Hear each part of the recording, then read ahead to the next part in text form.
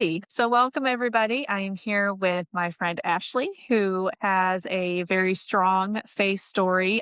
She is newer to Christ. I think maybe you and I are about the same, kind of the same time frame when it comes to our baptisms.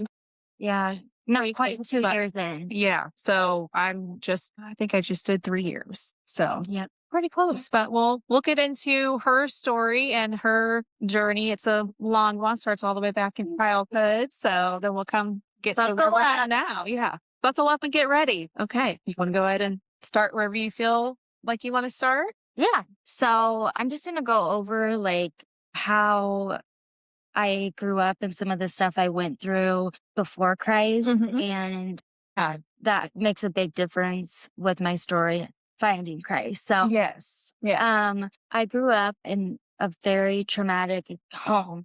Mhm. My mom walked out on us when I was young, and she had addiction problems and has struggled with that my whole life. And that kind of went into like a custody battle. And so I grew up a lot in the system, and that definitely was super traumatic. And even though basically my mom just couldn't get clean, and my dad was doing his best to get us back, but it was very hard, especially back then. They just didn't want to give the kids to the dad. Mm. Okay, so he did his best to give me a normal childhood Mhm. from what was left. Yeah. And because he eventually got custody of us. But from all that, I struggled a lot with severe mental illness and, self harm, suicide. And that continued for many years. So how long, as far as the custody battle goes, how long was it until he actually got full custody of you and your siblings, right? Yeah.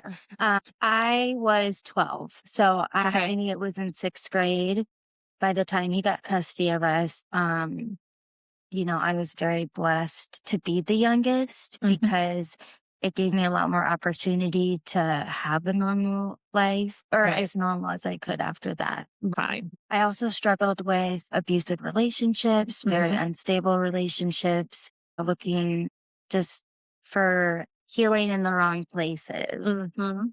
And I've known my husband for a long time, since we were young in elementary school, and we were always friends. But in the beginning, it was very chaotic, and I struggled with mental health issues. So that's really hard, especially when you're younger, to understand. He went on deployment. We were 19. So just, it feels like we were just babies, like how little we knew. Yeah. 19, you feel like you know the whole world, and then you look back and you're like, wow, we were really Oh my just gosh. little Yeah. babies back then. Yes. And Yeah. like to go off to war and Mhm. see the things and do the things that he had to do, and I couldn't imagine what that was like. So it's just very chaotic. Of course, we're babies, trying to make a relationship work long, very long distance. And at the tail end of his deployment, he lost his dad very unexpectedly. Okay. He had a heart attack. He was only 44. And so I had to watch him go through that. And it really changed our lives. We Mhm. were not ready to really make the bigger commitments in our relationship, Mhm. but we didn't have anywhere to go. We didn't have anyone to help us. We had each other. And so we really like locked down and like made it work. Yeah. Just kind of used each other in that. Yes. Yeah. So after that, we ended up getting engaged and married, and we decided to build our family pretty quickly. You have this imagination that, like, oh, it's just you get married and you get pregnant and you live happily ever after. Just all happens. Yeah, like I Yeah. just had no idea. And so we got pregnant pretty quickly, but I did have a miscarriage, my first pregnancy, and I just was so discouraged, like, why me? I thought it's not gonna happen to me. Like you think it's not gonna happen to you, and then it Mhm. does. And that was really hard. But we were blessed to get pregnant pretty quickly again after that with my oldest. He's 10. But the thing is my pregnancy was very, very hard. Struggled with lots of swelling. The doctors just kind of saying, like, you're fine, everything's fine, that's normal. And I ended up with preeclampsia, except it wasn't just that. When I was struggling, I had a lot of like breathing issues that I didn't know was not normal. I thought maybe I'm just 9 months pregnant. I developed a cough. I thought maybe I'm just like have a cold and this is what it feels like to be 9 months pregnant. Right. You know, Especially your first pregnancy, you don't know yeah, what to expect. and it's Mhm. so, it is hard to breathe, right? And so yeah, eventually I was 39 weeks. I really just, I could not breathe. I couldn't breathe. And I started to have like a panic attack. And Brandon rushed me to the hospital because I didn't know what was wrong. I really didn't, but like something was, Right. Just kind of felt. yeah. And so I get to the ER and I didn't know this at the time, but my oxygen was 77. Oh, yeah. For anyone who doesn't know, That's not good. that's very low. Yes. You really want it to be like, and I mean, high 90s. Yeah, high 90s. I mean, 70 is like your, Not in good shape. yeah, your organs will start shutting down. So everybody was rushing around me. I had no idea. I just thought maybe like they were being cautious because I was pregnant. I was so confused. Yeah. But really it was because my vitals were so bad. They thought I had pneumonia, which made Mhm. sense. I was sick, with bronchitis, and they were treating me for pneumonia. And my blood pressure honestly was not high. So preeclampsia wasn't on the radar, but I wasn't getting better. And my heart, I was really in heart failure, but that wasn't a thing back then. My heart started doing like weird things. There was Mhm. fluid around it, and they sent me to the ICU. And my blood pressure started to rise a little bit. And that's when they're like, wait a second. And they did the test, and sure enough, it was preeclampsia.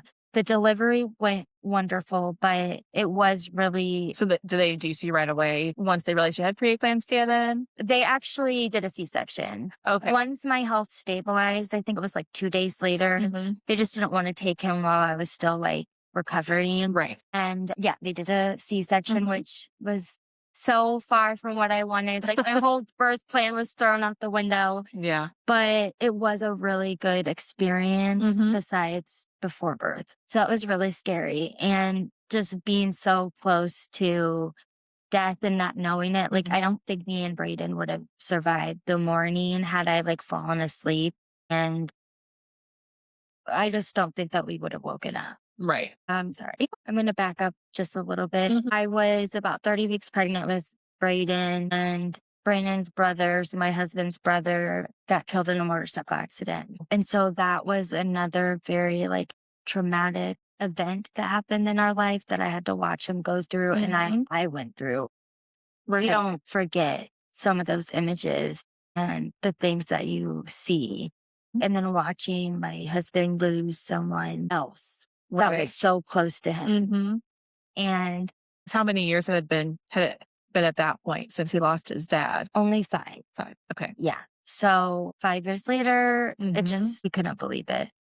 And after that is when my health started to go downhill. I was pretty good up until that point, but just wanted to touch on that because that was something really hard that we had to go through. And then right after that, I have health issues. The family's freaking out because we just lost somebody important to us. And here I am in a baby Right. that like we're having health issues. So later we decided to build our family more, hopefully, is what we were hoping. I ended up pregnant. It took us a little longer, but nothing, major or concerning. And I got pregnant with Boston, who I'm wearing the shirt, his memorial shirt. Yeah. And um, I mean, everything was going well, like a normal pregnancy. Mhm. And then when I was 15 weeks, I started bleeding. So we went to the ER Mhm. and they could not find anything wrong. Like the baby looked fine, everything looked fine. And they chalked it up to having like a sensitive cervix. In my heart, I knew that wasn't right, but I just didn't have an idea. Right. I mean, you don't.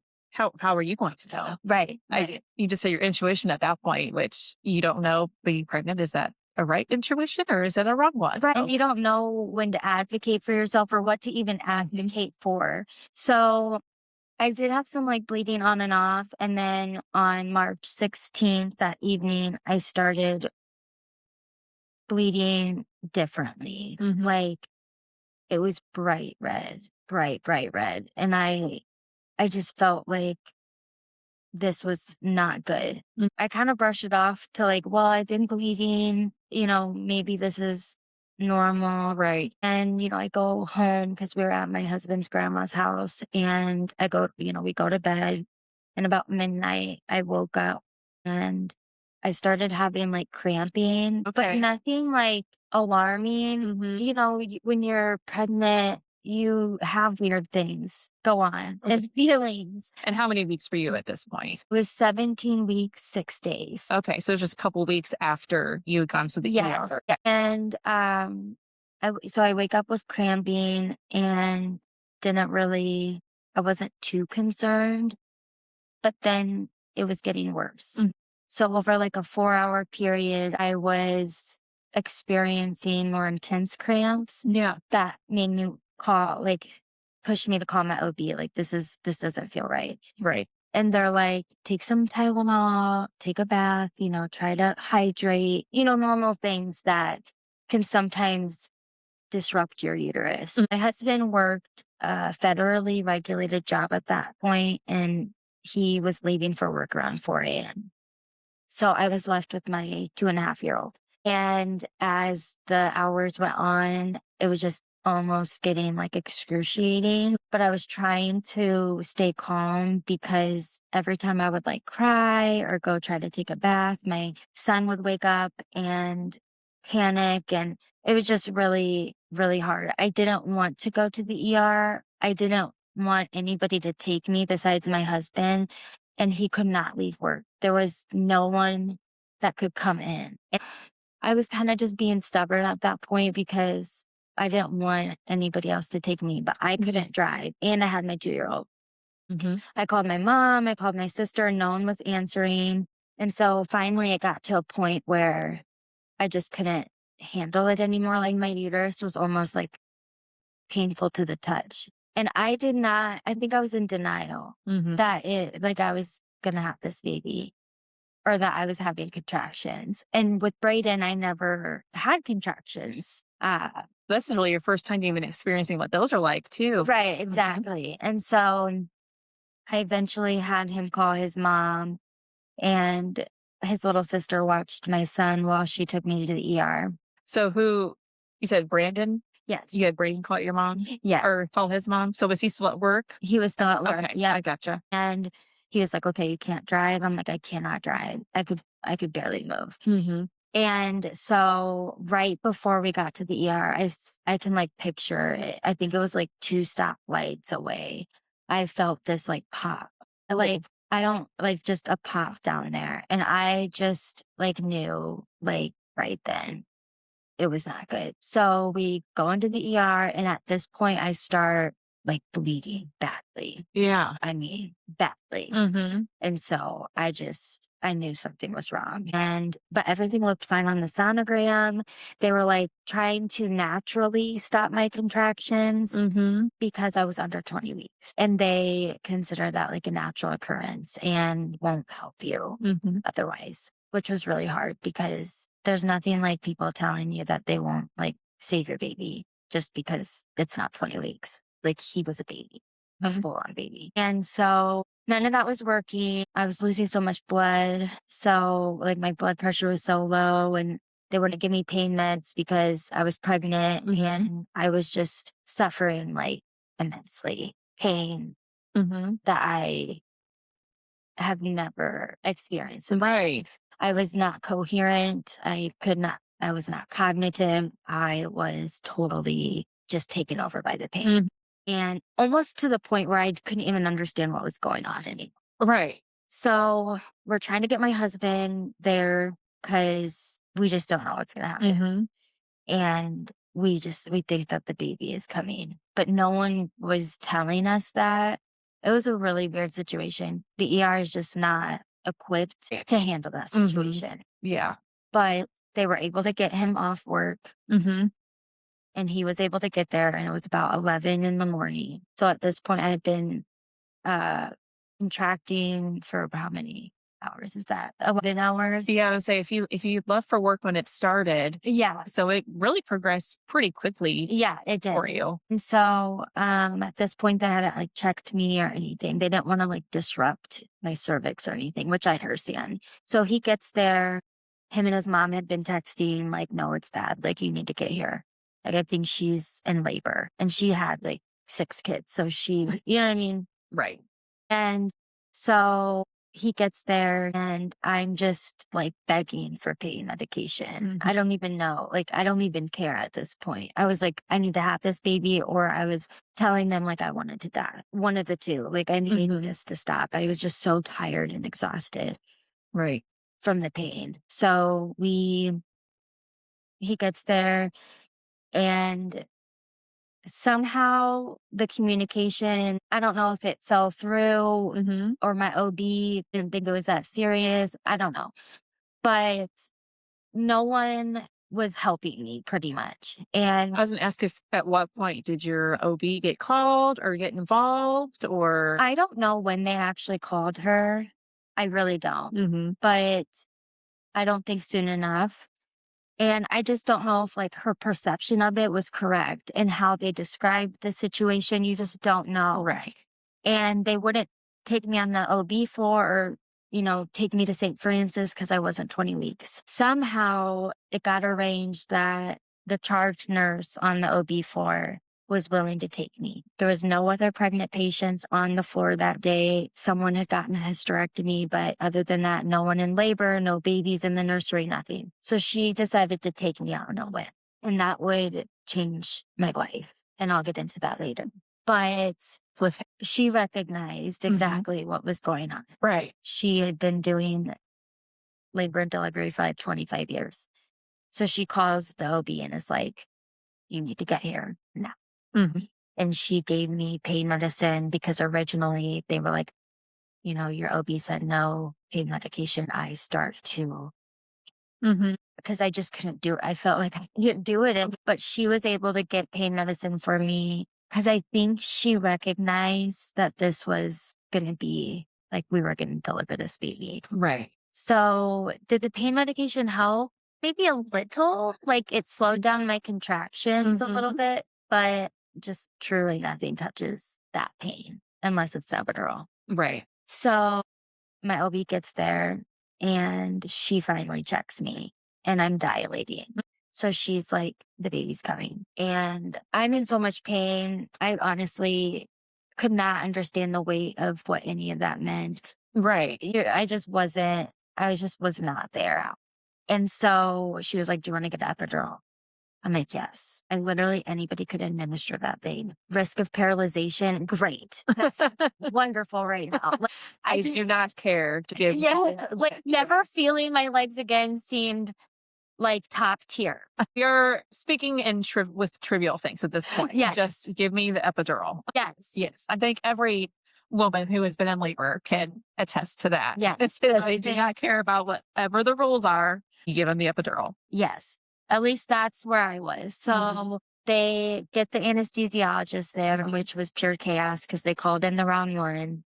And then he came and he was really ticked off. And the phone started ringing. And my nurse was like holding me because they were getting ready to do the epidural. Yeah. He's like, you need to answer the phone. He was not nice at all. I could have cared less though, because I was like, give me that epidural. Are you the guy that's going to do this? I do not care. Yeah. Do whatever you need to do. And I'm like, yes. yeah, it's over. He's like, well, it's either that or you're not getting an epidural. Like, he was not nice. So my nurse was helping me like hunch over and I was like, do not let go of me. And then the phone's ringing and she's like, I'm not letting go of you. She did not answer that phone. She was trying to get Brandon to answer the phone. I don't even know who answered the phone or if the phone got answered, but it was about 1:30 in the afternoon. Okay. So you've been in the ER for a couple hours at this point. I'm on the OB floor now. So I've been on the OB floor about an hour, around 12:30. I know this because I saved text messages so I could see the timing of Yes. everything. I don't know if that helps you guys. I don't know. So it was 12:30 about that I got on the OB floor, about 1:30 when everything got set in motion. I get the epidural around that time, maybe 1:45. And it did not kick in right away. So I was devastated. My OB's like, it's just like 5 more contractions. And I'm like, no, like to me, that was like life shattering. I'm sure at that point you're so exhausted that you're just running on pure emotion at that point. Yeah, There's just just no filter there, no. nothing. So about around like 2 is when it did finally start to kick in. Mhm, And I think that is honestly what set things into motion. And he was born at 2:35. I felt like a drop, mhm, and my OB had just left and she was walking out the hospital doors, and my nurse like sprinted to get her mhm. and was like, the baby's coming.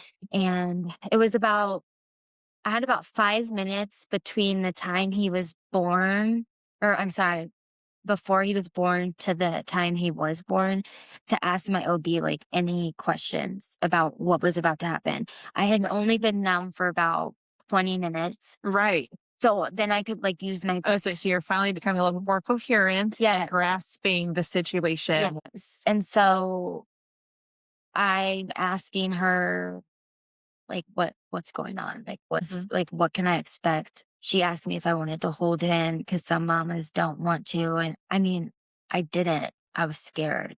But I mhm. was like, this is my baby. Of course I'm going Right. to hold him. Um and like what like is he gonna suffer? That was like another thing I asked. And she's Mhm, like, no, his heart's just gonna slowly stop.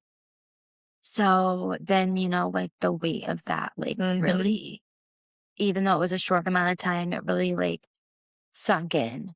And then, he was born at 2:35. mhm. So I wasn't numb for very long, but I was very thankful because I could focus on what I needed to focus on Yes. instead of the pain. Right. So, yeah, that was just, you don't think it's going to be you Mhm. until it's you. Right. And I don't, he died in my arms, and I don't think anything could prepare you for what I saw and what I had to go through and walking out of those hospital doors without a baby. Mhm. And I couldn't imagine how I was going to survive this. Like every day I just felt like it was so heavy. Well, I feel like it probably happened so quickly. Yes, it did happen so quickly. And I mean, just no one can prepare you for that scenario. And I did not know how I was gonna go on. I just didn't. I thought this was gonna be the end of me, Right. but it wasn't. Hmm. It wasn't Nope. the end. Somehow I one day got up, and it was just one day at a time. The hardest was in the beginning. It's a grief that is just, I don't even know how to put it into words. It's so heavy. Mm. And you see the world going on around you, but your world is shattered. It's so heavy. I just didn't know how I was gonna get through it. But I had my son, I Mhm. knew I had to get up and I had to do life eventually. But man, 'Cause I'm sure 2-year-old, he doesn't understand what's going on. He probably didn't really register that you were pregnant and were having a you know what I mean? yeah, Just the a 2-year-old, a 2.5-year-old, he Mhm, knew I was pregnant, but I didn't say anything after mhm. it all happened. If it was gonna come up, I was just gonna let it happen. Yeah. But it was about 2 weeks in, Mhm. and he said something about baby being in mommy's belly. And it was just so painful. So I told him, that there was no baby anymore in mommy's belly. And even though I wasn't really a believer, I just really didn't know how to put into words, like for a 2-year-old. I was like, Right, how are they gonna comprehend what you're telling yeah, them? right. Right. So he probably didn't even get it, but I was like, he's in heaven. Sometimes babies or people get sick and they can't get better. Well, he had a follow-up question. He's like, well, why couldn't he take medicine? And it was just like, just sometimes the medicine doesn't work. Trying to make sense of his little brain. Yeah. Sometimes there's no medicine that will Which again, 2-year-old, how If he could endure that, yeah. but I did my best. I did my best, and weeks later, I, returned to work, and I don't know, it's such a taboo topic. Some people avoided me. Some people came up right away and like hugged me and cried. Some people just didn't know what to say, but they wanted to acknowledge it. Right. It was just, and it was very uncomfortable for me because I didn't know how to like be in society. That sounds really weird, but I didn't. But that right. Gotcha. Where I don't know where I fit in. I don't know. People knew I was pregnant. So then it's like, but it's so weird because it shouldn't be like that. It's no different than losing a parent or a grandparent or anybody for that matter. Mhm. I don't know why. I don't know why. But anyhow, I just one day at a time, Mhm. and I survived it. Here I am. I survived it. And so that was March 17th, 2018. So Mhm. we just celebrated his 8th heavenly birthday. And every year we get shirts made in honor of him. Let me see if you can, there's his name and his birthday. And I know it's kind of confusing because it's St. Patrick's Day, but his nursery was going to be patriotic. And I had started his nursery, and so, obviously, I couldn't help that he was born on St. Patrick's Day. I was so angry about that. I really was. I'm like, why? Why'd it have to be a holiday? Anyway, so we always get a shirt that's red, white, and blue, or it has Mhm. the flag on it, because it's kind of like just our way of honoring him, and Sure. like the nursery that we never got to finish. And so it just reminds us of him. And so every year we get a shirt made in honor of him. And that's Mhm. just kind of like how we remember him. Everybody's a little different. I decided very quickly that I wanted another baby.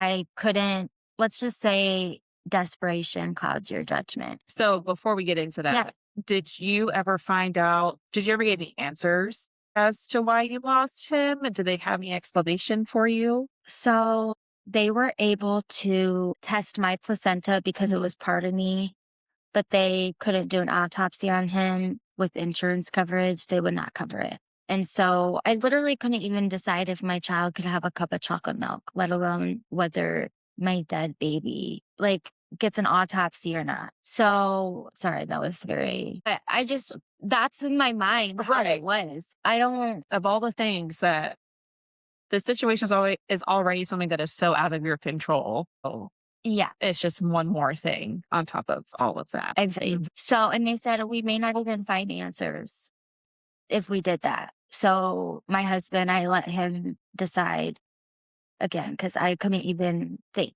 Mhm. And we decided not to, which I do not regret that. I did at one point, Mhm. but again, you on the other side of heaven, I'll know, Yeah. you know? And will it really matter? Exactly. Eternal perspective. Does it really even matter? Right. Right. So, but my placenta did come back with answers. I had an infection. My placenta had an infection.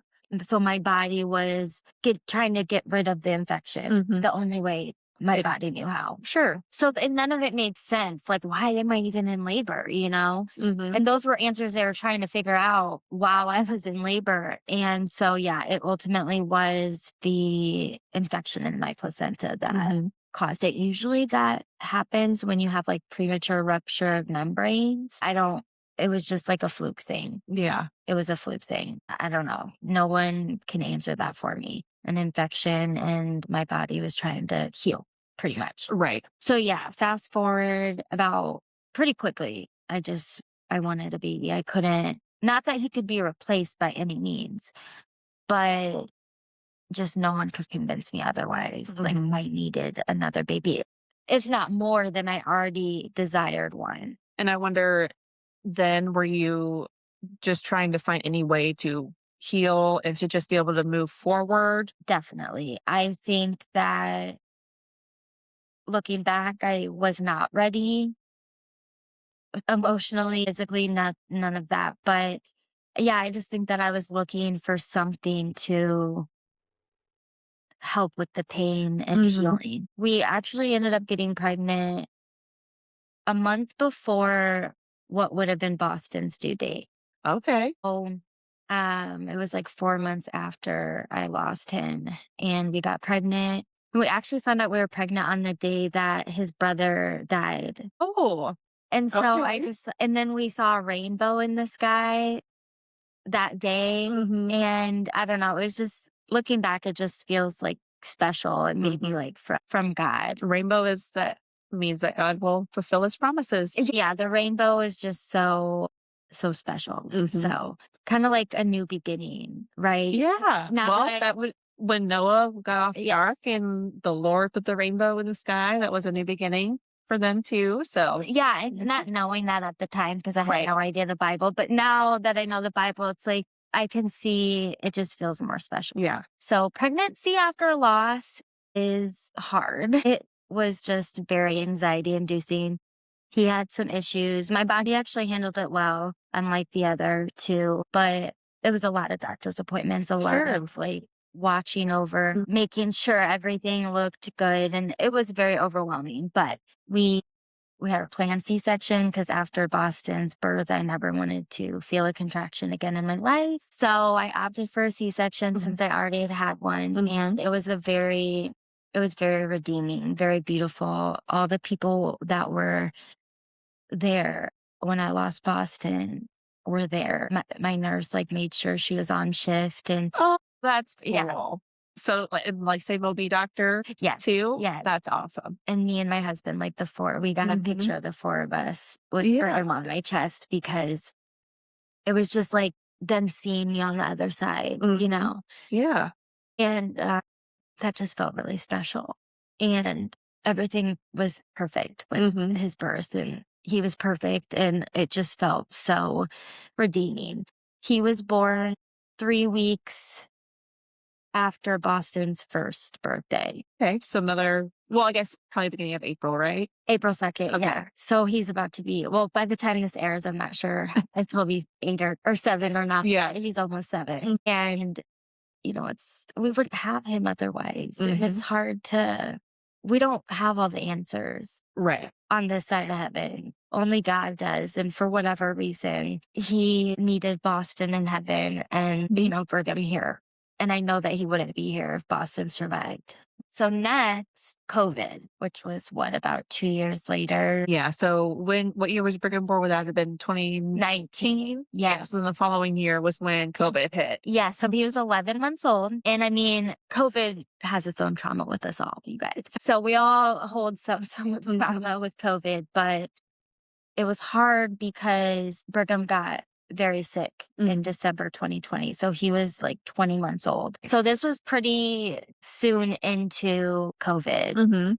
And he tested positive for COVID on a rapid test. The rapid tests were brand new. Mhm. And we didn't think to get a PCR test because we were so panicked that Sure. I don't know. We just were like, okay, he has COVID and we're freaking out. Mm. And they're like, it's kind of not a big deal. He's young. It's not going to be. Wasn't supposed to be as serious for young ones. Right. Yes. Right. Well, 6 days I waited that I would not have waited otherwise. He had a high fever and he was very sick. And he just wasn't getting better. They all kept telling me, like, it just needs to pass. It just needs to run its course. And finally, on day 6, so it was December 16th, Mhm. and I'm sorry, 15th. And his lungs started to retract. I have a video of it. I can't even watch it that I sent to my sister, like, Mhm. because they were like, do not go to the ER unless you absolutely have to. Like, they wouldn't see him in the office. It just felt so like I couldn't get him help. Never in my life would I have my child be 6 days into a high fever, not have seen the doctor again. You know what I mean? Question going to the ER because lungs are looking like that. And so I called the ER because I'm like terrified to take him to the ER. I'm like, they're going to flip if I just show up here with Mhm. a COVID baby. And they were like, I think you need to come in. So they were prepared. And about 15 minutes after we got there, which I took him because at the time we did not think that both parents could be in there.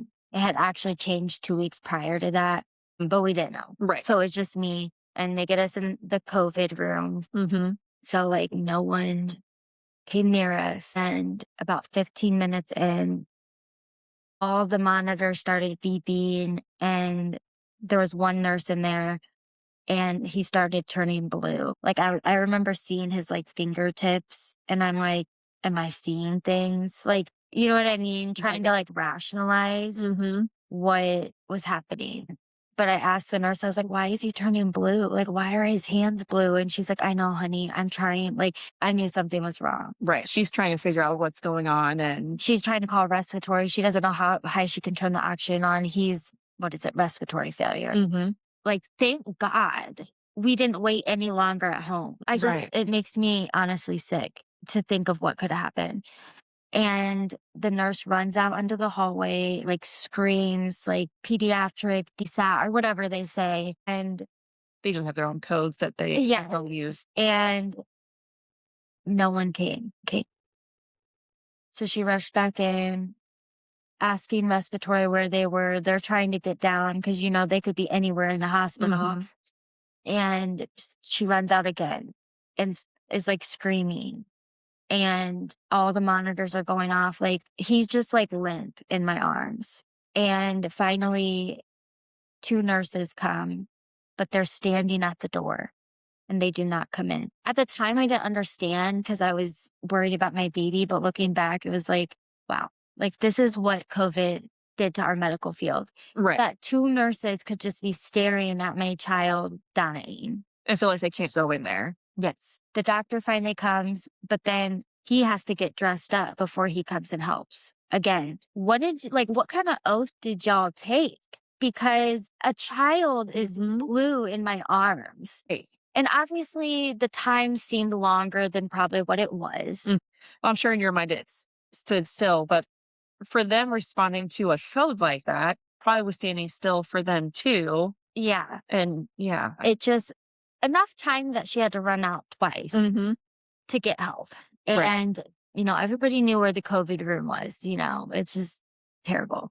And this is going to sound really morbid, but as he was turning blue in my arms, this is what I pictured.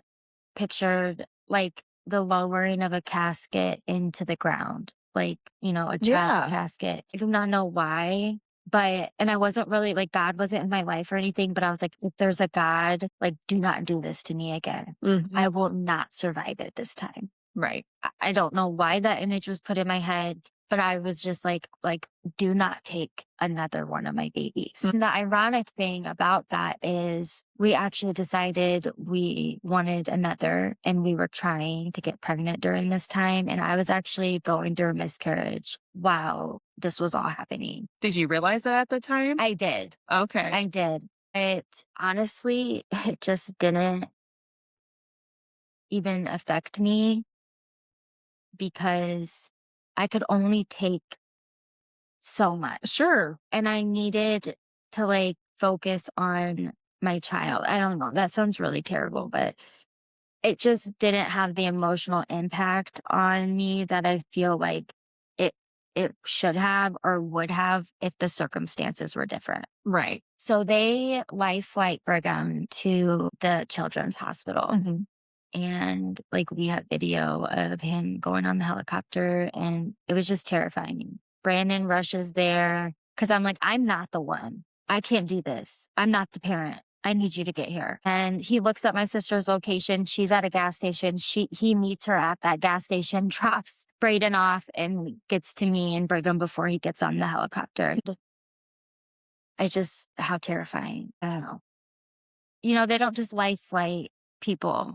And they were so good to us, though. They sent pictures to us while we're traveling Mhm. to Peoria and, just updated us. And like once they had him settled, they called us and let us know that he was stable. And we were there about 6 days, which felt like a lifetime. But it was very scary because even though he tested positive on the COVID rapid test, he Mhm. never tested positive again on any other test. He didn't have antibody. He didn't even have COVID pneumonia. He had severe bacterial pneumonia. If you looked at the x-ray the chest x-ray, there was a big mass in his lung, on his left lung. And I was like so big that I was like, surely that belongs there.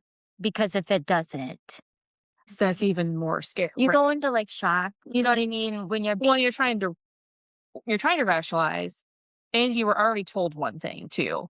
And this is also the very beginning of COVID, where everything is scary. Any amount of infection you get you could potentially die. Which, case in point, the fact that you didn't feel like you could go to the ER, right. that there were nurses pausing to go into the room. It's just the time that we lived in. It's just crazy to me. Very. Yeah, very. But they would not say that he didn't have COVID, but it just didn't make sense. Mm. Thing was adding up to COVID. I wish I could go back in time and get a PCR test, but we just went straight home. We were terrified. And everybody made you feel like you could not. Yeah. So You anyway, better not look at anybody. You better just go home and quarantine. That's all that people are going to do for you. yep. Yeah. And so knowing what we know about COVID now, the hospital had to get its COVID money, funding. So they were not going to change his diagnosis.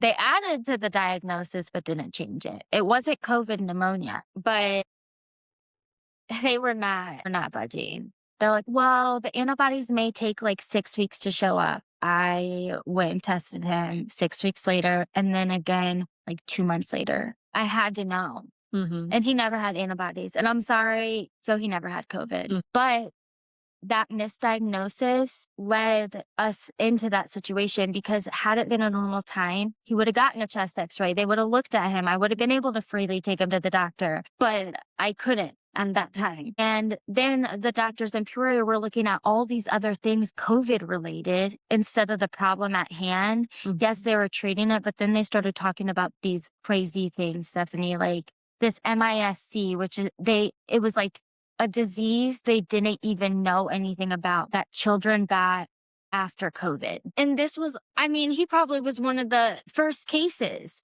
or, so it just all was, even COVID just really did a number. Thankfully, he got better. He got worse before he got better. Wow, it just thinking you don't know if your child is going to survive. We're so lucky he did not die, like get septic or like we're so lucky that it wasn't worse, even though it was really bad. And so, God had his hand in it before you even yeah, knew that he was in it. exactly. And so we got out of the hospital and he is a healthy 7-year-old. Praise God. Oh wow. That really, you know, changed everything. So fast forward to February, I found out I'm pregnant again Hmm. because that was December. So we had had a miscarriage. And then I found out in February that I was pregnant again. And everything was fine. Everything was fine until it wasn't. And I got a lot of swelling again, Hmm. but the majority of it was in my abdomen. Oh, okay. And so my OB, same OB, did a sonogram and I had an extreme amount of amniotic fluid. But she was like, it's fine. It's fine. You just might have this baby sooner. Well, it wasn't fine. And I was 37 weeks. They should have had that baby then. But it causes issues. You got to get like medical board approval or whatever if it's under 39 Mhm. weeks and whatever. Speak to MFM to get Yes. special approval. Mhm. I had to do that with my son Theo because he was born at 35 weeks and I had to get, which for me, my water broke. So there was really it was basically them letting them know that he was coming. Exactly. It just wasn't in the cards. I don't know if she was just hoping she would be. I don't know. But anyhow, I'm sure your hubby's probably like, this girl, probably. like, we just got to do what we can to help her because, Yeah. yeah.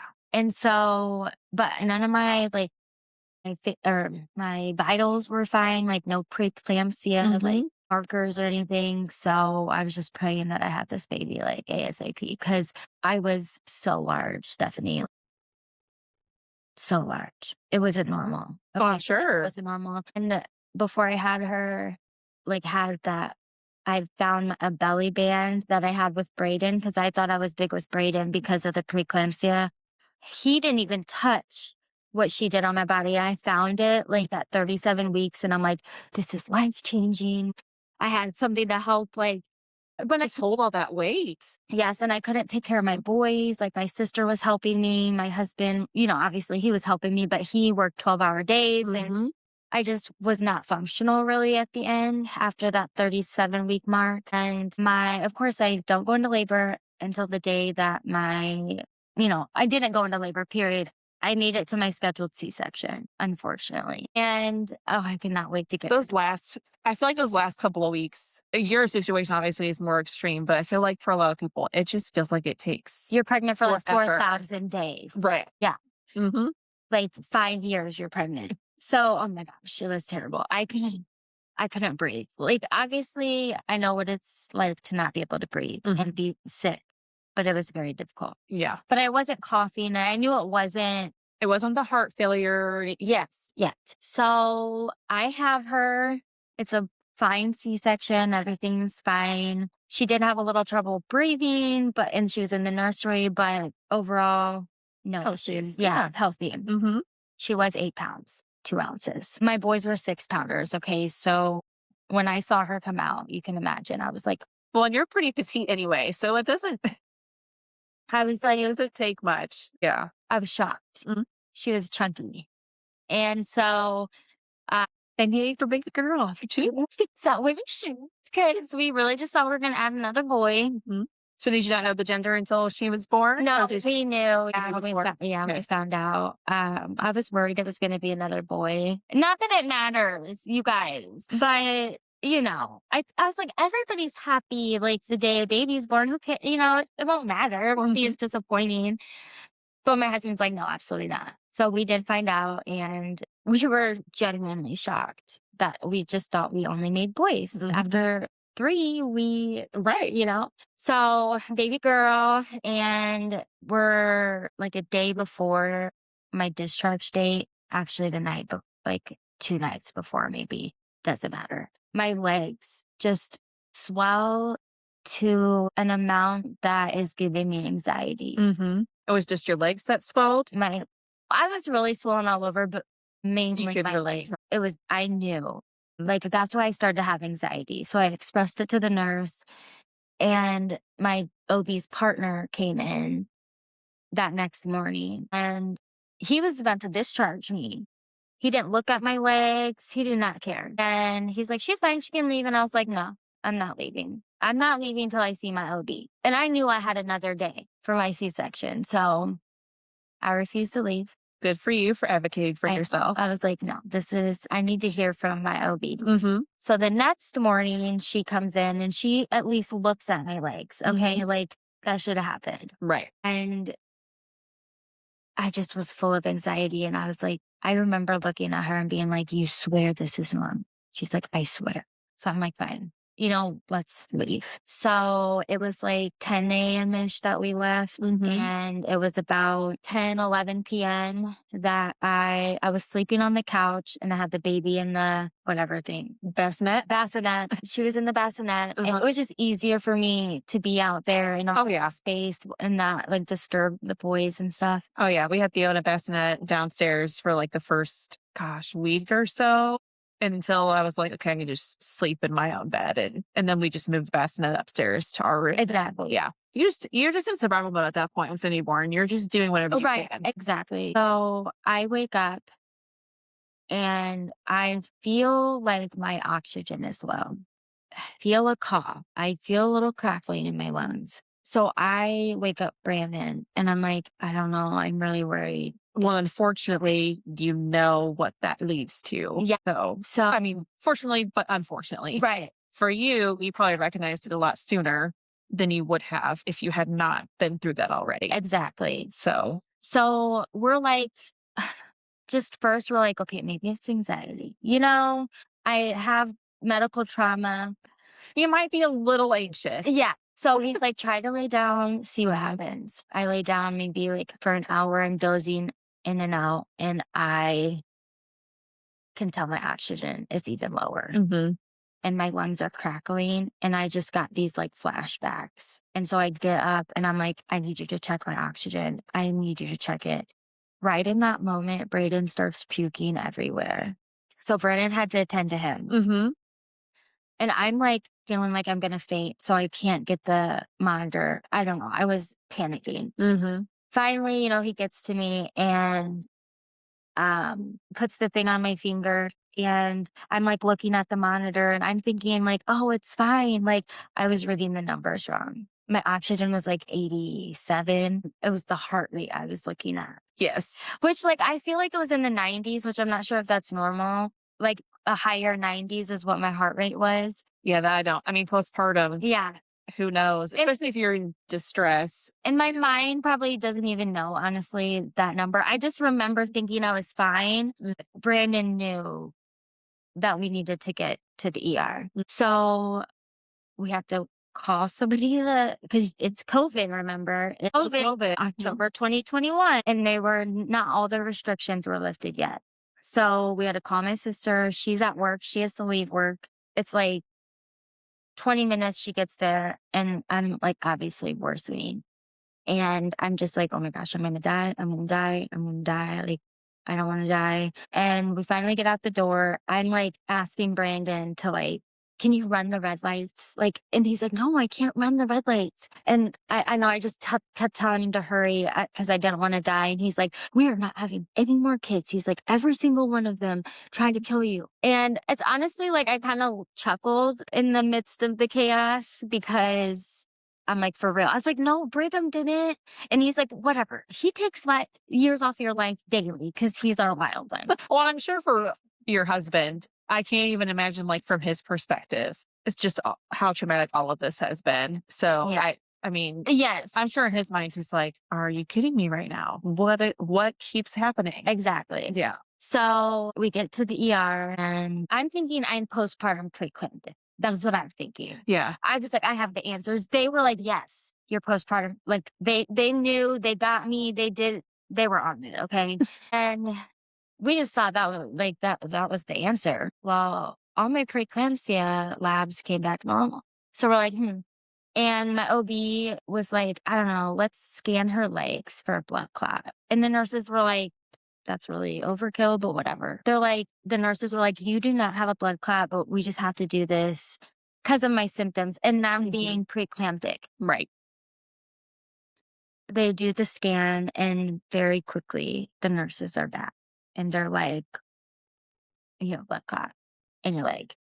Well, that's a lot more serious than Yes. postpartum preeclampsia. Yeah. Well, we're like to that instead. Right. And, like everybody's in shock.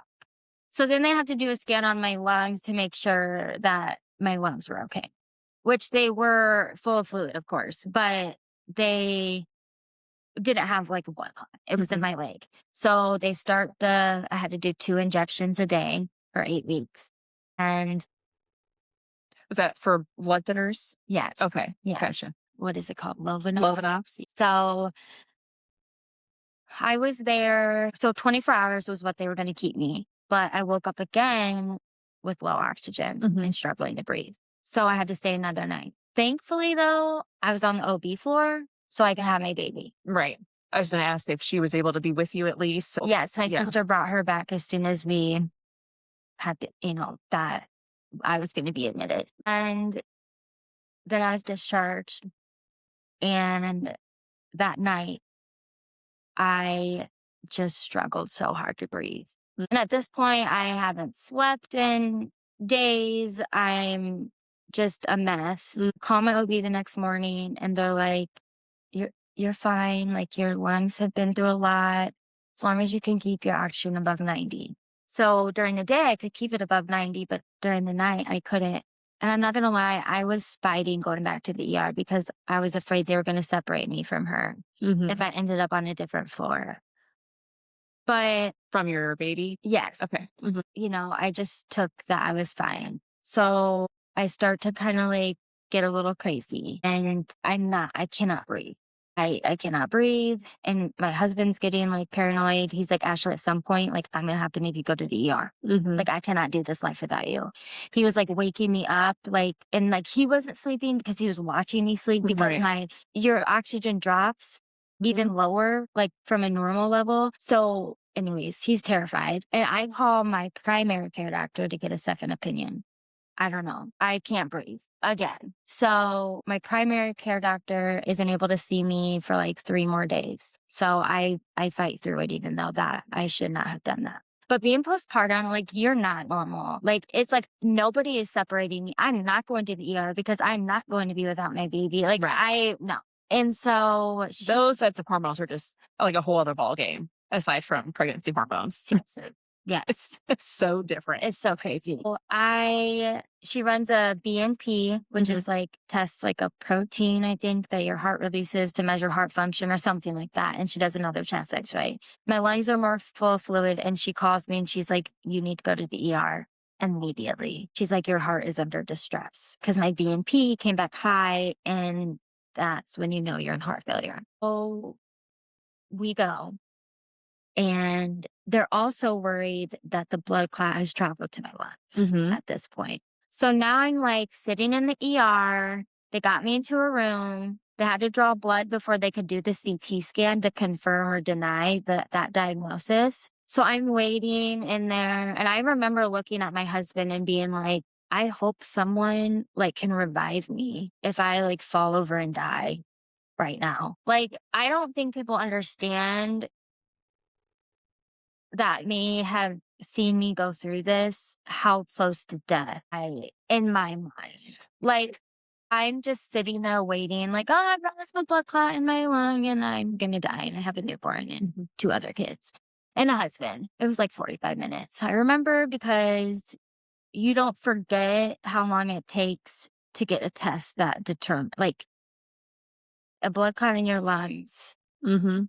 is fatal. So get the CT, no blood clot in the lungs. Praise God.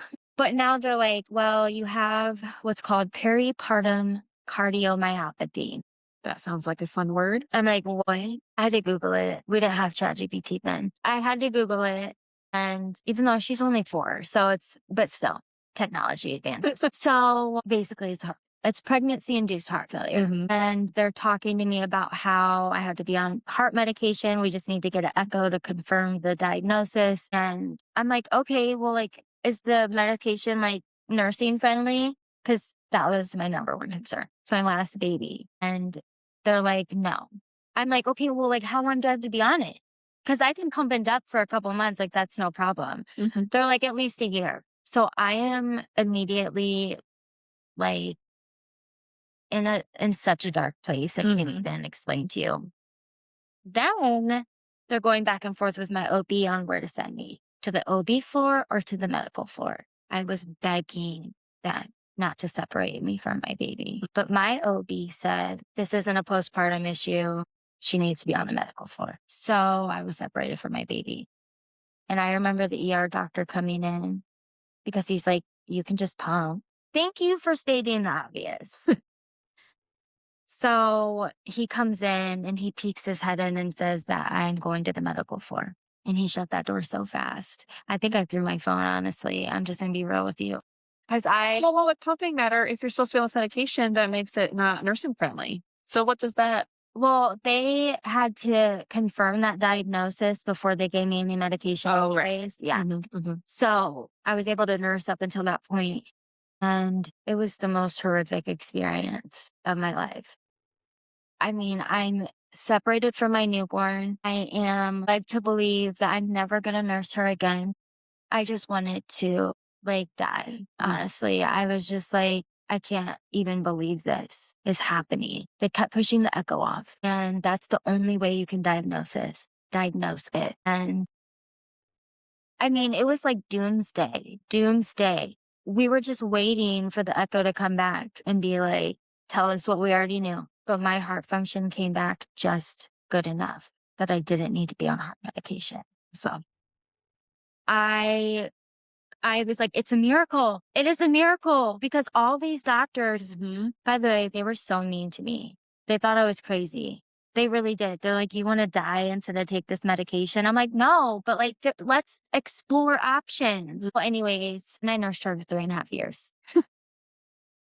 That was the trauma. So, I was good to go, and I was Mhm. discharged. So did you kind of recover on your own then?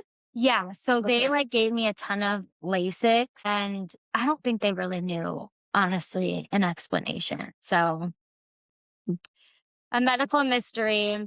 God's miracle. So, fast forward to December 2022. I'm done building my family. I've been spending the last 8 years building my family, and I have the biggest mental breakdown of my life. Mm. I almost like the thing was I was convinced I was traumatizing my children. I think I might have yelled at them one day. I don't know. I don't know. And like, obviously, sometimes we yell. And I just had this, like, I don't know, shift in my mind. And I literally went crazy. My sister had to take the kids out of the house. No one could convince me that I wasn't ruining my children, that I wasn't traumatizing them. It's almost like as if Brayden was the age that I was when my trauma started. Mhm. And they say that often happens. I'm having flashbacks of like my mom getting beat and standing in between her and my stepdad, trying to protect her. I'm just having all of these things I've never thought about for years. Right. And it was making me paranoid. Like I had this fear that I was like my kids are going to be ruined. I don't know. It was, and then also another thing, which is ironic. Had this really big thought of like the devil is not real. And I don't know why, because I didn't even like necessarily believe in God. But I remember being like so scared, like this is hell. Mhm. This hell is this where I'm at. Like the devil is not real. Like this is hell. I don't know. But it was just my mind. Right. Our mind can play lots of tricks on us. Yes. Very much so. So we have a safe and with a gun in it. And I remember I was so exhausted, Stephanie. I was so exhausted Mhm. from the spiraling and I just was so tired. I just wanted my thoughts to stop. And I don't know, people I think misunderstand suicide because like it's selfish, but really, yes, I was not obviously thinking clearly, but it's the only thing that I could think of that would stop my mind from what it was doing. It's not that I wanted to leave this earth or my kids or my husband, but there was nothing else that was working. Right. And so I had that thought. And so I called my husband. I told him immediately and changed like the codes and everything so I didn't have access to anything. And it was really scary. But I had a wonderful psychiatrist who was working with me. She was literally doing everything she could to keep me out of the hospital so I could continue to nurse. But man, it got Mhm. real quick. But I did therapy and lots of medication and I came back, I did. I came back. Obviously I'm here. But that was just a really scary time. I mean, good for you for knowing enough to at least call your husband and be like, "Hey, these are the thoughts I'm having right now. Can you help me?" Yeah. Yeah, because he had watched me struggle mentally over Mhm. the years several times. Like I had been hospitalized before. Right.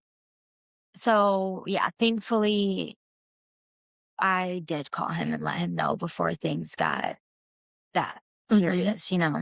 It really scared me, like to have that thought. It just really scared me. Yeah, I eventually like worked through that. I did like massive therapy. I finally came to my senses and realized like I wasn't traumatizing my children and that if I'm worried that I'm traumatizing my children, I'm probably not traumatizing them because I have a fear of it. And I just want to give them such a different life than I. Right. So fast forward to December 2023, a day that I just don't even know how I again made it. December 22nd, 2023, on like 12:58 in the afternoon, a 19-year-old runs a stop sign and collides straight into my dad, into his vehicle. And I remember getting the phone call. I was at work. I didn't get a phone call till 4 hours later because they were working on him. And I like collapsed in my boss's office, just, I don't know, into pure shock. He was ejected from the vehicle and he suffered from a severe traumatic brain injury. His clavicle was broken in 3 spots. He had 3 or 6 broken ribs. His spleen had ruptured. So he was actively dying on scene from his spleen. And obviously, I don't have any ill feelings towards this kid. It was a true accident. It was rainy. Wasn't familiar with the area. He wasn't on his phone, nothing. He had his maps up like any of us would. It was just a true accident.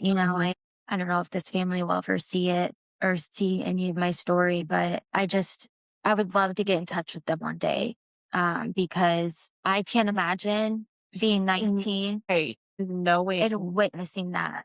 Right. But he did everything he could. He called 911 immediately. And, time is of the essence. And they, got to my dad quickly and they were able to, they removed it, lots of things happened, but they got him to the ER and they removed his spleen. So he was still alive. And then they life flighted him to Peoria. And we honestly didn't know if he was going to survive. They're like the next 24, like the movies, like it was like the movies, you guys. Like the next 24 to 48 hours is going to determine like what's going to happen. Probably like either he's going to never wake up or we might see improvements. Right. He didn't wake up for 10 days. So for 10 days, I just kept begging him to wake up. Again, begging God if there was one. At this point, I had very low faith that there was one. After all that I just went over, like what, how? But if I was like, if there is a God, like please, like just wait, like I want him to wake up. And I was working out of his hospital room.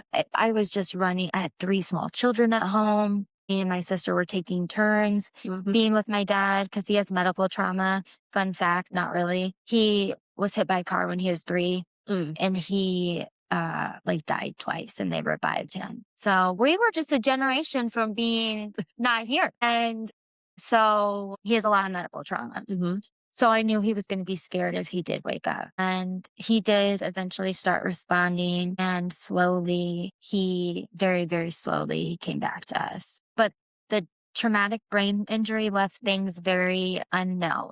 And we didn't know how he was going to function or what his life was going to look like. And it was just really scary. He did come back to us enough that he could like talk a little and understand. And he had emotion. And it felt like a miracle. Like he was still with us. So my dad got well enough that they wanted to send him to a nursing home. And we were very fearful of that because he does not respond well to med. Like I said, I was not confident in this facility. And we really wanted to take him home to care for him because we felt like his recovery would be more successful. But there was conflict between the family in those decisions that we just couldn't make it work. And that nursing home was very poor. It just was. And he declined, which was what we were afraid of. And then he started to deteriorate at the end of May. And he ended up dying on May 26th, 2024. And it just felt like, why is my life a tragedy? That's all I could see it as. I'm like, what else could possibly, go wrong? A lot. But I just was so, again, low. Watching his heartbeat for the last time I couldn't believe that's where I was. And an odd thing happened right after that. I panicked over his salvation. And I'll be honest, I don't even think I've used that word in my life up until that point or really cared or understood anything about salvation. But that's just the word that came to mind. Yes.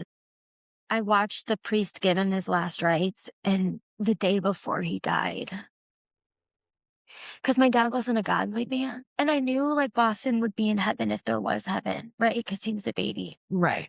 And I told my dad, I was like, give Boston a kiss for me. And he cried. So I knew he hurt me. And I just can't imagine, like, he didn't get right with God, you know? And I saw the priest give him, you know, his last rites, which actually that was the second time he had his last rites. I did grow up with faith, but like my family, some of my family was Catholic. And when he was little, he was obviously Catholic. So I watched him get his last rites for a second time. And after he died, I mean, it was less than 2 minutes. I started having a panic attack about if he went to heaven. I didn't know why I was having those thoughts or feelings. And I just was like, if there is a heaven, I really wanted him to be there. And yeah, like I got fearful of his salvation. And honestly, I think his death, like, start of my own salvation. Because after he died, I obsessed over the thought of, I wish he would have just died instantly. Like, why couldn't he have died instantly? Like, why did I have to watch him suffer? So in a way, I was like getting like I felt pushed away from any type of faith because I was like, that makes no sense that I had to watch him suffer so badly. It was like the hardest thing. I just was like, why didn't he die instantly? And I'll get into why he didn't die instantly. I was obsessed with this why. And on August 10th, 2024, I was doing wedding makeup with a friend who is Christian. She had been inviting me to church so long, and I would just politely decline, like, no, thank you.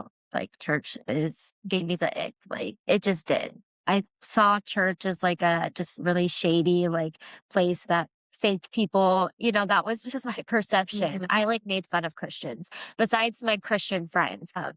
So I was doing makeup with a girlfriend who is a Christian, and she drove me home, and we were having, a talk about my dad and this obsessed thought, like, that I kept having. Well, she didn't say anything earth shattering or anything.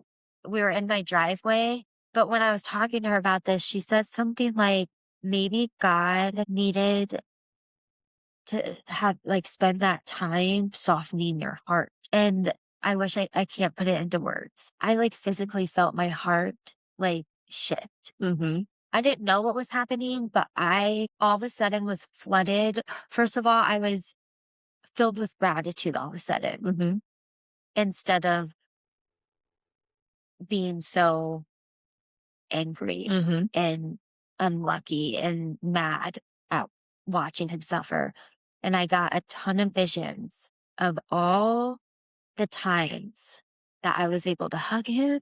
I love him. He was able to make peace with his family, any like outstanding, conflicts. I mean, yes, it was hard to watch him suffer, but it's like my whole worldview shifted in one instant. And I saw all the times that I got with him. If he would have died instantly, I wouldn't have been able to tell him that I loved him one last time. He wouldn't have ever been able to see his grandkids again. And that was the start of my own salvation. Something I noticed in that through all of this suffering, what you interpret as suffering, there was also just as much, if not more, healing in those moments too. Yeah. Yes. And I think that's what I was envisioning. And I would call them flashbacks before I came to Christ, but now I would call them visions because I didn't understand the supernatural power of the Holy Spirit, nor did I even know what the Holy Spirit was or what to feel, like what that feeling felt like or cared. That's just where I was. I feel like even now it's still hard to put that into words, how he can make you feel. Oh, absolutely. It's just unexplainable. Like I really just, yeah, it was insane. It's not logical. You can't, it's supernatural. So that night, me and my husband had I didn't think anything of that. I realized it wasn't so I wasn't angry. I was so thankful, honestly, that I got to watch him suffer. I know that sounds terrible, but those moments that I got to be with him. So that night, me and my husband had a concert, and towards the end of the concert, the last song he would sing was, it was about losing his dad. I can't remember the song off the top of my head. So I really wanted to stay the full show.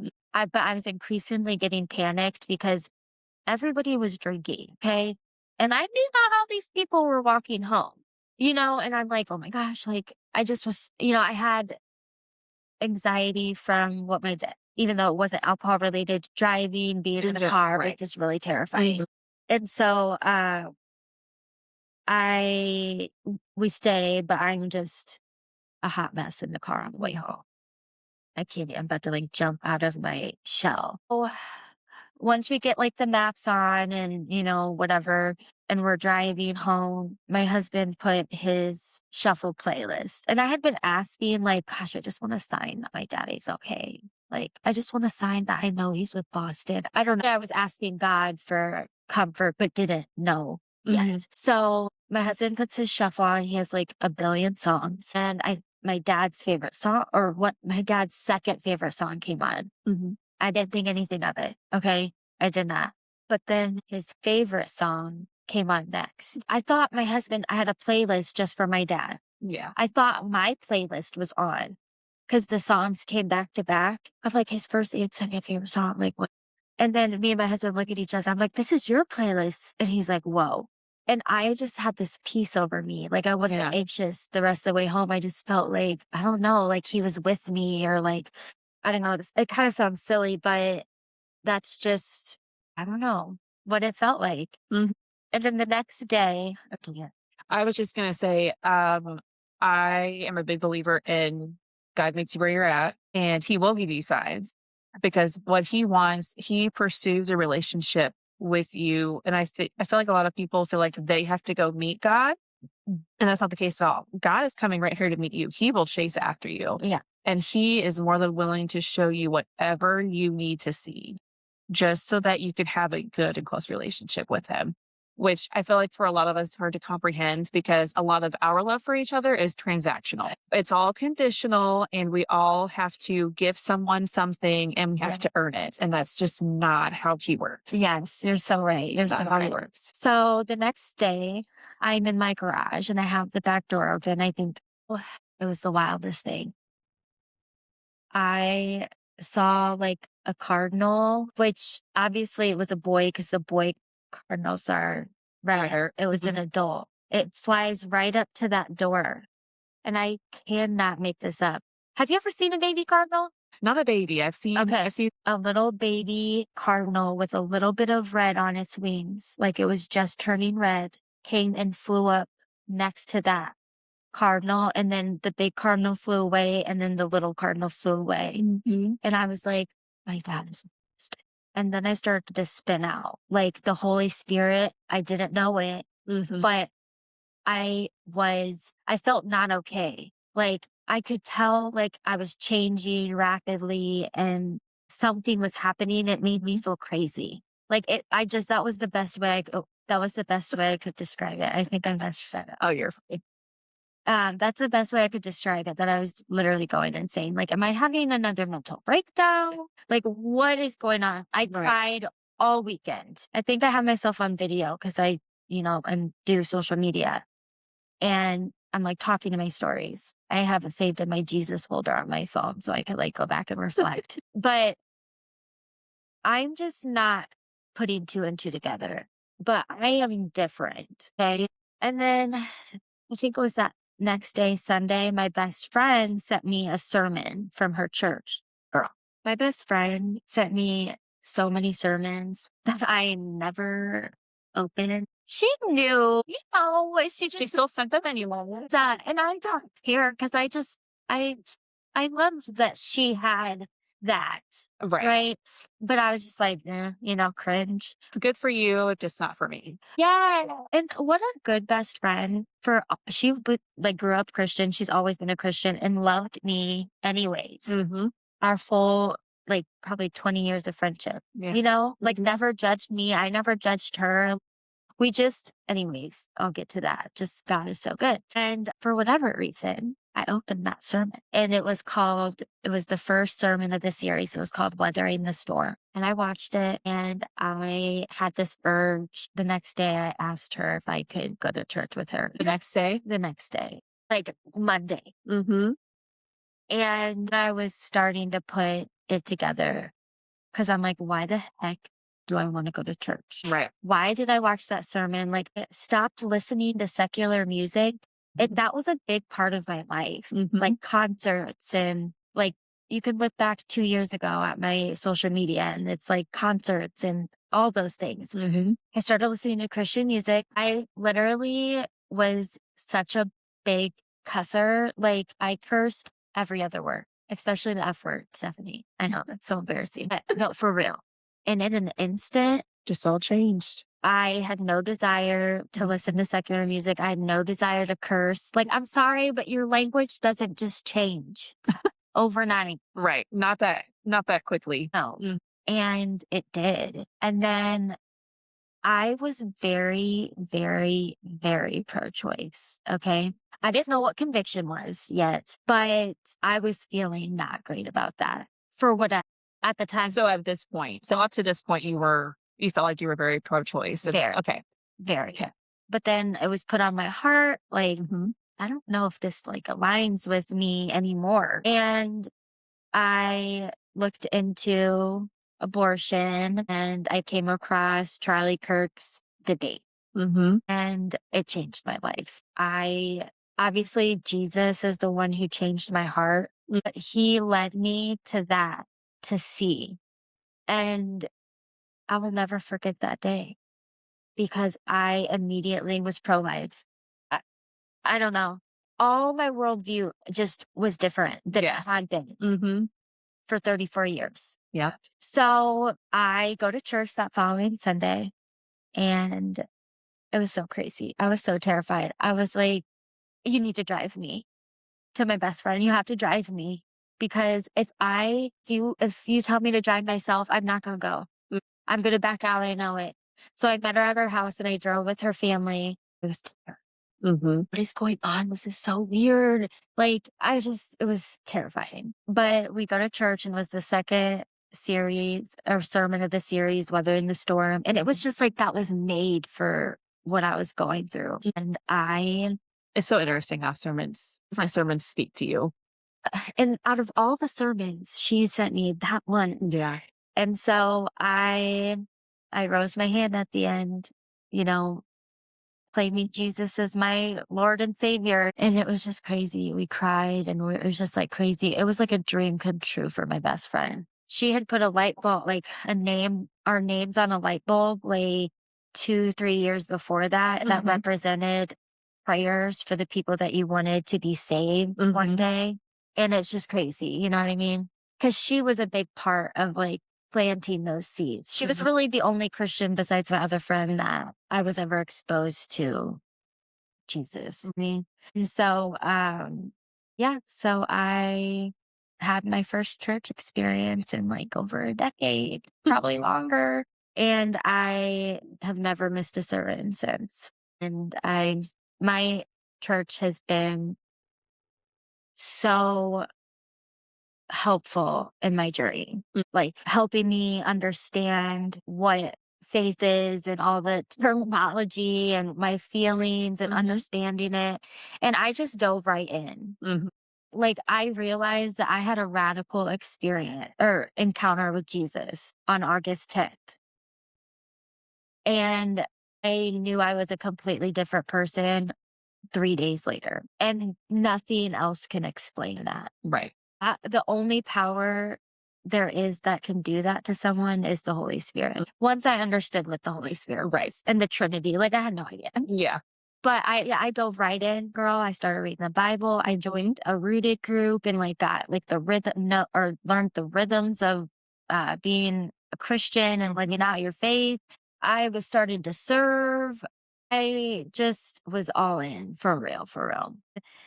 Then October 2024 rolls around, and I realized quickly that life does not get easier when you get saved. No. Well, actually says the exact opposite, it's that you're going to be persecuted and suffer even more. I think even Jesus told his disciples, people will hate you because you are for me. Yes. So I got a letter in the mail that was an arraignment, and I was being charged with a felony for theft by deception due to my dad's GoFundMe that I helped raise money for.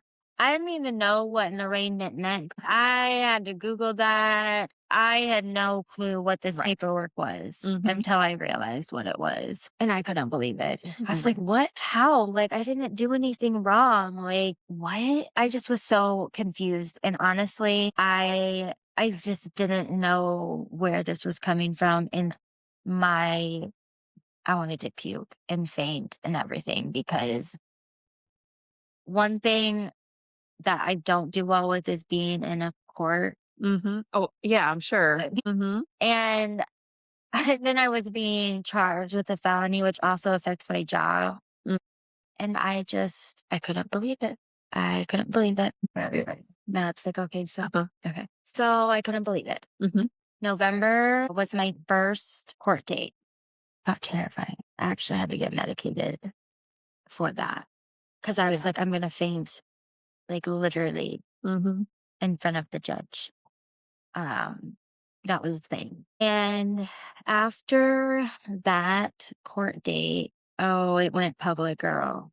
It was on the news. It was all over social media. My family, they're toxic. I'm just going to be real with you. I don't like to talk badly about people in any way, shape, or form, but also this is where I came from. I lived it. These people are who raised me.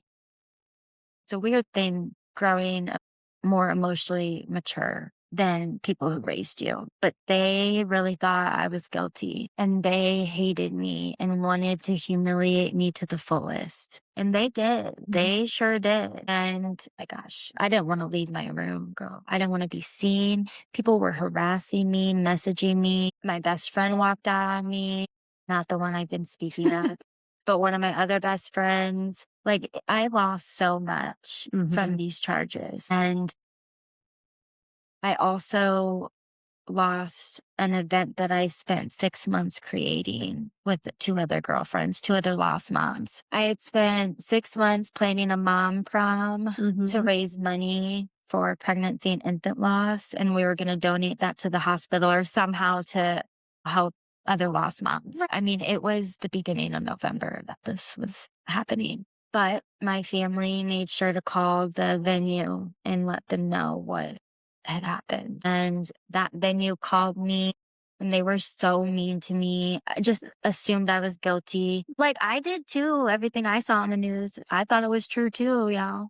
And then it happened to me. And then I was like, now I don't believe everything I see.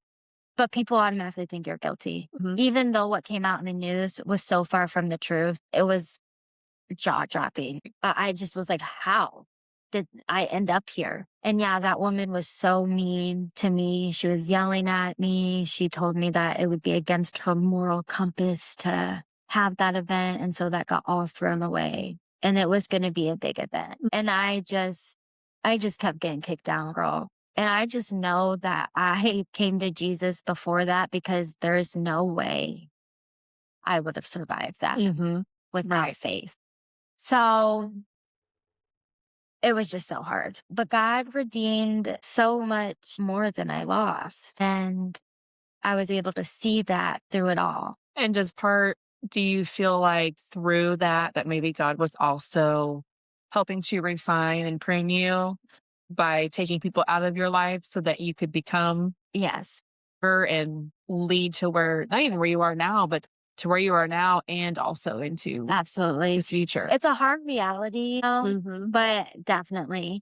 I wanted to hide. I actually didn't go to church for 3 weeks, but I watched online. I didn't want to be seen. Mm. I did not want to be seen. I didn't want to be recognized. I was so humiliated because I knew everybody was going to assume I was guilty. Mm. And my pastor, he's like, I don't want you to ever feel that way walking through these doors. What did he say? It's not a museum for saints, it's a hospital for the broken. And he's like, and even if Wow. you are guilty, you belong here. Um, yeah, that was just so powerful. And then instead of hiding, I decided to get baptized in February 2025 in front of my whole church. So I did the opposite of hide. I got bolder in my faith. And probably opposite of what everyone was hoping you would do, specifically Satan. Like he was hoping you would crawl under a rock and never be seen again. But it strengthened my faith. Yeah. And I got baptized. My best friend baptized me. It came full circle because the light bulb and then just everything. And my rooted group, like we were praying what felt like an impossible prayer that these charges would be dropped, Stephanie. Yeah. And like my lawyer was like, no, they don't drop felony charges. Like you're going to have to plead down or take it to trial. Right. So like I really was praying an impossible prayer, but we prayed anyways. I prayed anyways, even though I felt it was impossible. Yeah.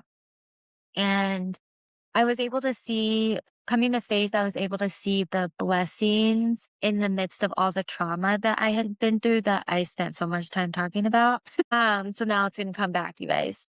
Realize God brought me through all of these things, like this pain in my life for a purpose. And instead of looking at my life as a tragedy, I looked at it as a testimony that all the blessings that he blessed me with an amazing husband. He blessed me with Brigham, who I wouldn't have otherwise. One thing I want to add here, and I want to actually look up the true scripture for those who need to reference it. But there is a verse that says, through man it is impossible, but through God all things are possible. And I feel like that is completely showing through with that. And it's actually mentioned in a couple different gospels in Matthew and Mark. And Matthew 19:26 says, but Jesus looked at them and said, with man, this is impossible, but with God, all things are possible. And he said that to his disciples. So his own disciples had to hear those words because they are that important. Yes. Just through, you're praying an impossible prayer because from our worldly view, it would have been impossible. But because it's God, God doesn't go by the world. He doesn't go by our statistics or our judicial system because it is broken, and God is not broken. He is holy and he is perfect, just like Jesus was perfect. So why do we have to deal, yes, with our broken world and our broken society? God does not, and he does not play by those rules. Absolutely. So he cannot be confined to those things. Yeah. Some of the other blessings I witnessed, or not witnessed, I guess maybe I witnessed through like my journey in life is like even my dad's accident. I was able to see the blessings in the suffering. So like, for example, do you know why he didn't die instantly in that car accident? He should have been crushed by his car, but the ground was soft enough that the impact created a hole that protected him. It's in his medical records. Like, I don't know what else a miracle is besides that. What? I like couldn't believe what I was reading. And that's why he wasn't crushed by his car. My dad's surviving getting hit by a car. Like, praise God. I wouldn't be here. And then his grandchildren and all the future generations, like I came to faith and that hopefully future generation, will, come to. And you talk about, you're worried about your dad's salvation. And it sounds like, and we pray that he did find it, but just knowing that one person who nobody knows, it can seem totally insignificant, but that one person has now created a new generation of faith who's going to pass it down to the children. And that was another miracle in the 5 months of watching him suffer. What if if he would have died instantly, where would he have ended up? Right. I don't know. That just came to me.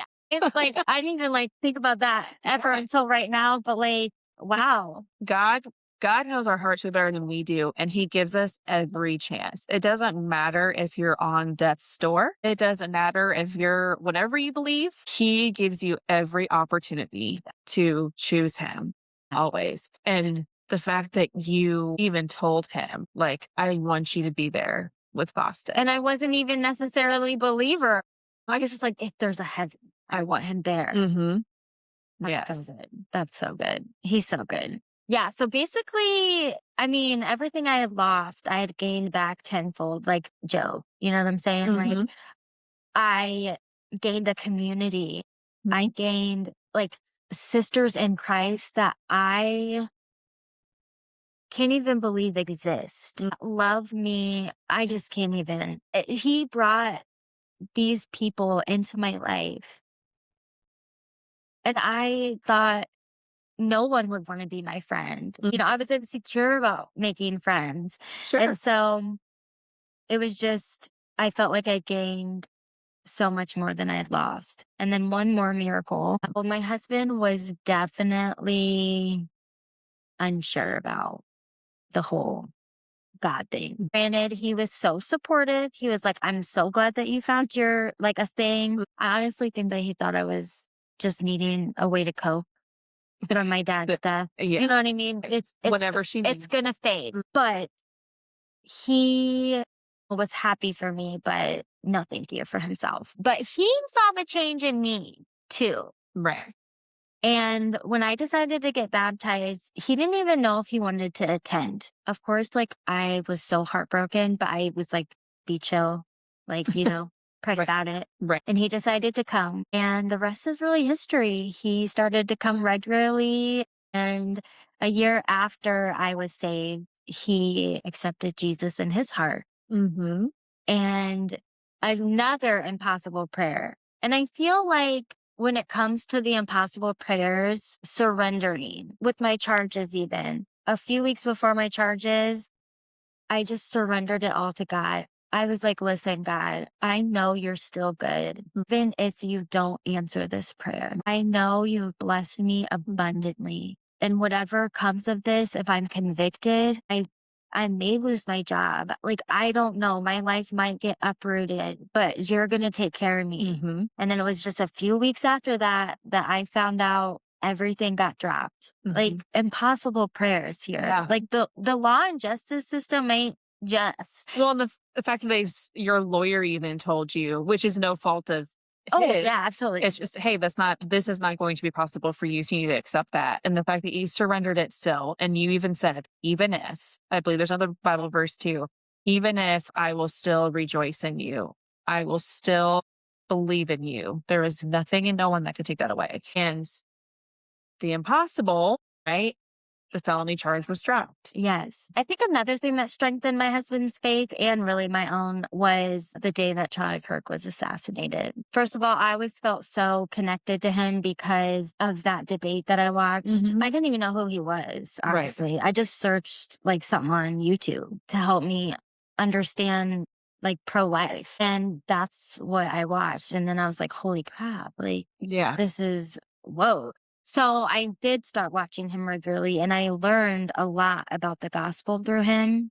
And like politics aside, the way he preached, I mean, it just was unbelievable. The day that he was murdered, I mean, it rocked my world. I think it rushed a lot of people. Yeah. I mean, ours included. Yeah, just I think even a lot of non-believers too. You just saw everyone all of a sudden be like, whatever happened here, I think it was just honestly evil in its true form. And I don't care Oh, what side you're on. I don't care if you were a fan of him or not. That was true evil displaying itself. 1000%. 1000%. I do think that that made my husband even more interested in growing his faith. They see evil for its true form Mm. and that the devil is real and this Mhm. is his kingdom. Which I would say he thought that by taking him out of this world that would create more fear.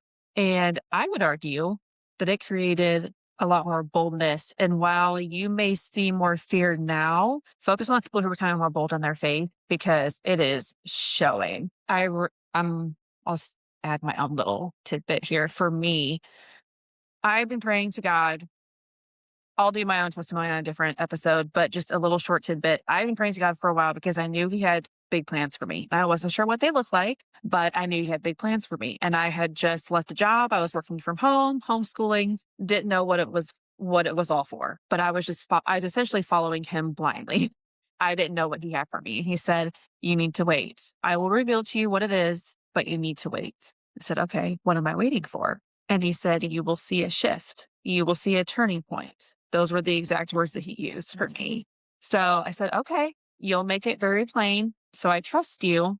And then Charlie Kirk was assassinated, and people were talking about the shift and the turning point. And that's when I posted my very first video speaking out in my faith because I felt so led to do that. And I said, "Lord, is this it?" And he said, "Yes, you're going to be bold and you're going to step out." And he's like, "And you're going to start a podcast." I love it. So that's how this all blossomed and came about. But I know without a doubt that he is in heaven, and selfishly, I wish he was still here, but it did embolden mhm, and strengthen people's faith and want people to know Jesus even more on a mhm, deeper level. especially in our youth, Yes. that Because makes he me was, so excited. since he was that- such a prominent figure for mhm, youth in particular. So I just had to mention that because his assassination just rocked us. You know, my social media was very secular before.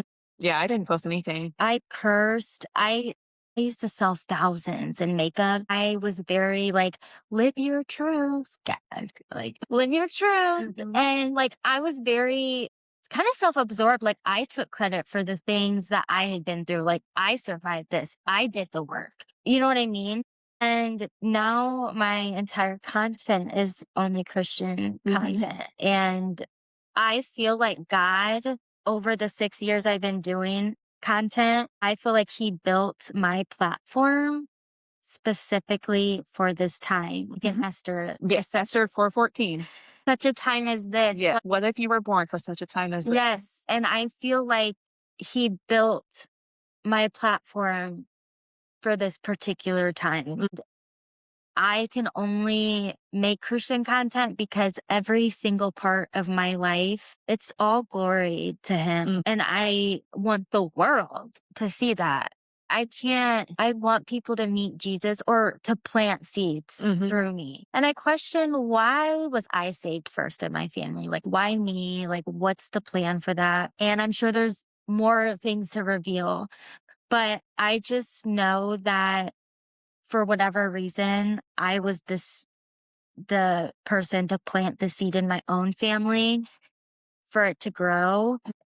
Any purpose that I had or accomplishment that I had in my mind, it doesn't matter because that alone is my purpose Mhm. and is the biggest accomplishment of my life. And to be able to hopefully this faith to spread through generations. And it's just very humbling that, wow, like you saved me to start this for my family and my kids get to learn about Jesus. Mhm. And it's just really remarkable and Yeah. cannot be explained. No, it's crazy how just accepting Jesus transforms your whole heart, like your whole persona. Totally, totally. I mean, I feel like it doesn't matter what phase you're at in life or how big your faith was, he can still transform you in so many just incredible ways. And he loves us all so much. And like my scars, everyone's scars, it's a story. And it's when God stepped in, what you thought was destroyed or broken, he rebuilt. Mm. He rebuilds, he redeems. And I know that if it happened to me, it can happen to anyone. Cause I was the last person that I thought would ever have such a radical encounter. And I get most people have a slow burn to faith, but God knew I needed to be knocked off my feet in order to, and just all glory to him, you know? And I just know that he has so much left to do. And I just hope that people from my story, no matter what they've been through, God has been with you the entire time. Yes. Whether you accept it or not, I just see his hand in everything. And like I said, I once thought my life was a tragedy, and now I see it as a testimony to use my pain to help people come to Christ. Right. Yeah.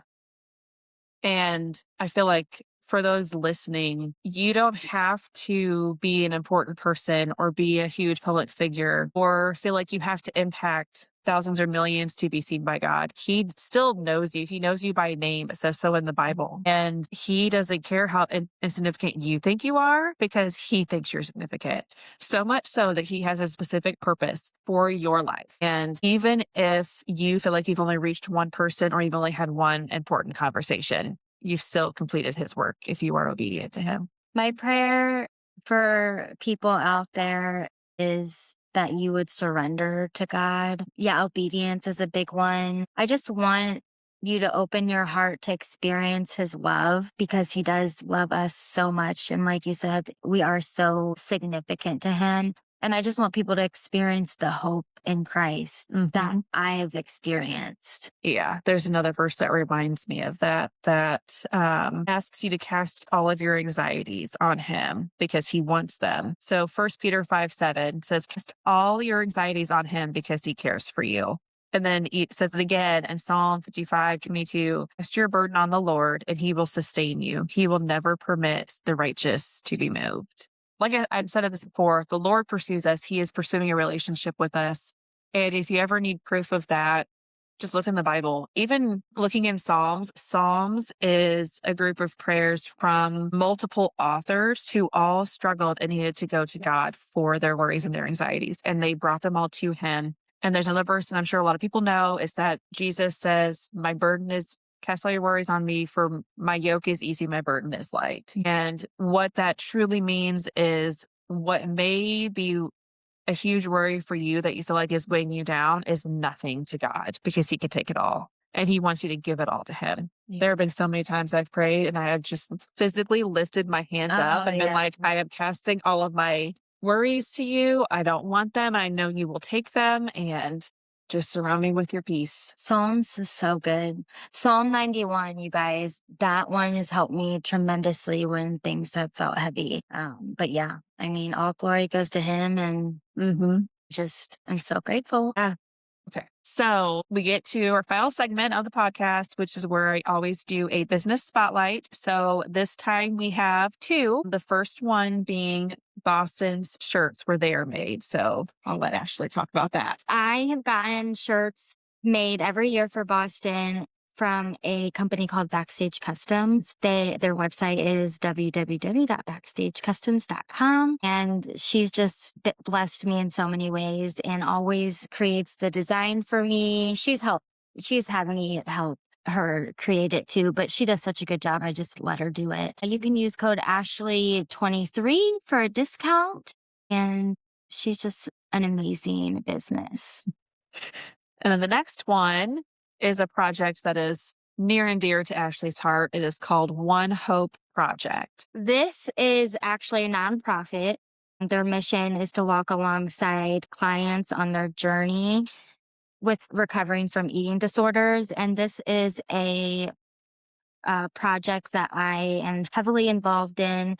And you can find them at onehopeproject.com. This is really the only nonprofit in our area that helps people recover from eating disorders. So it's very important to get the word out there since we just really do not have any resources in the area. So if you ever want to volunteer or join an event, there's lots of options. And if you know anybody that needs help with eating disorders, One Hope Project. Yeah. Well, that is all we have for you guys today. So thanks for hanging in there, listening to Ashley's wonderful story. I say definitely tragedy to testimony, which is pretty powerful. So God can change your life in so many ways. Doesn't matter who you are, where you come from. He doesn't care because he already knows you. So I hope everyone has a blessed day, and I hope you feel encouraged and have more hope. And I hope you are most of all encouraged to be bolder in your faith and to find your purpose that God is calling you to, because you are important, you are worthy, and you are so, so loved. So everyone, have a great day.